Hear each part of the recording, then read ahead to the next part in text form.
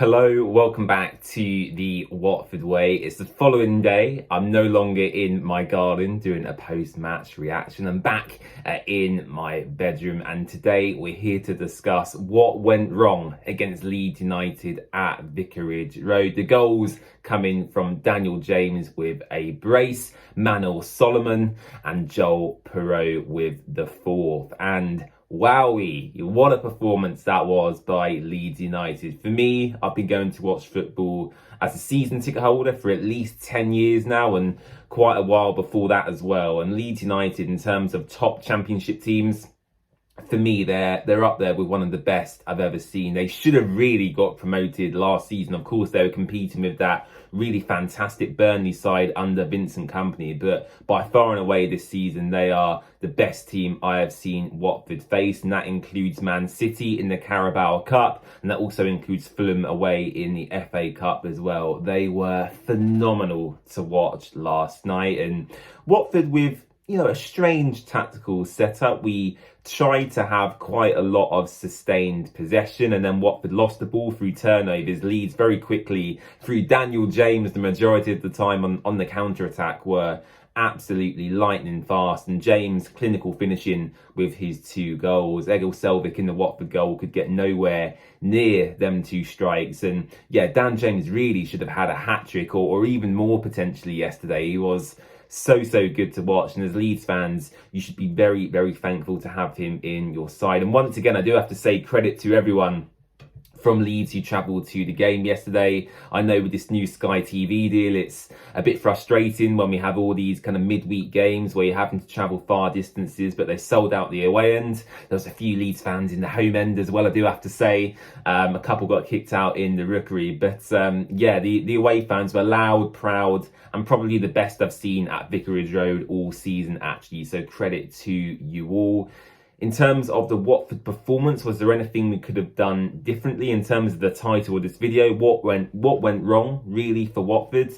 I don't think anything went wrong, per se. Of course, players made individual mistakes. The first goal, our midfielder, Edu Kayembe, played a blind pass into Dan James. He went through on goal. And against most teams in the Championship, you might get away with that, but Dan James clinical finishing got the first goal, and from that point onwards, really, Watford were fighting a losing battle for me. I went into the game expecting to lose quite heavily. At the end of the game, we lost quite heavily, so it wasn't a shock to me that happened. But what it showed for me, I think, is, and I mentioned this very briefly in my match reaction yesterday, is it shows the disparity between an average Championship team in Watford and a top Championship team in Leeds United. And really, I'm calling them a Championship team, but they have Premier League quality players at their disposal. And Dan James, I thought, was excellent. I mentioned him already. Ethan Ampadu, actually, I think he had a really underrated performance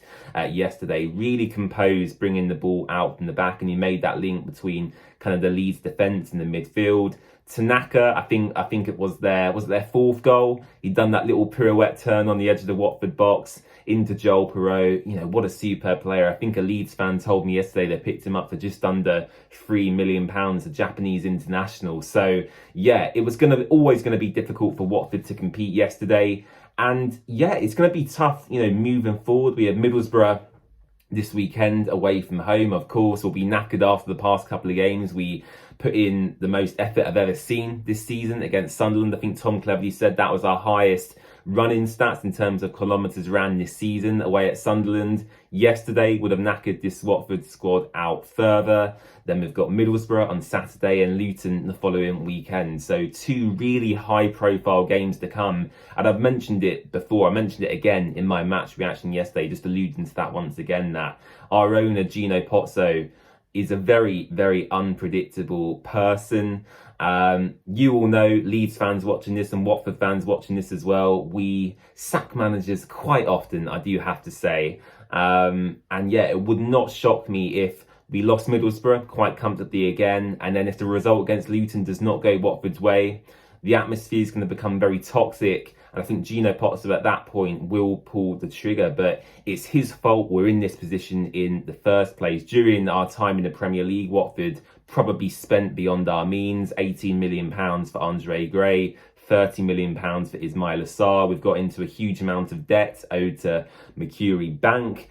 Gino Pozzo is owed a lot of money as well. And what's happening is these young players are coming into the club, the likes of Georgie Shafatatse, Kwadwo Bar, Matty Pollock, Rocco Batta, and they'll be sold on in a season or two just to repay the debt we own to Gino. And that's not a sustainable way to run a football club. You want the squad to be constantly invested into. Obviously, Birmingham, I'm going to kind of use here as an example.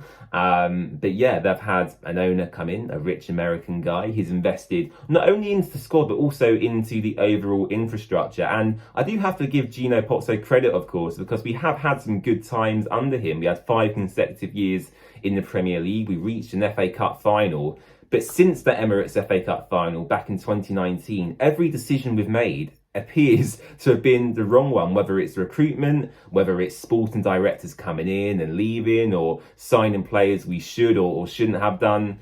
It's just been bizarre to watch from a Watford perspective. And when Leeds have the resources they do, of course, they're part of the Red Bull group at the moment.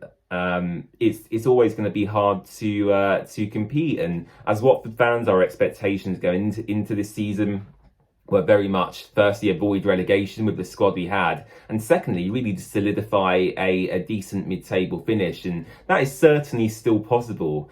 But yeah, whether Gino Pozzo allows that person in charge to be Tom Cleverley come May, we'll have to wait and see. But yeah, in conclusion, Leeds tore us to shreds. Fair play to you.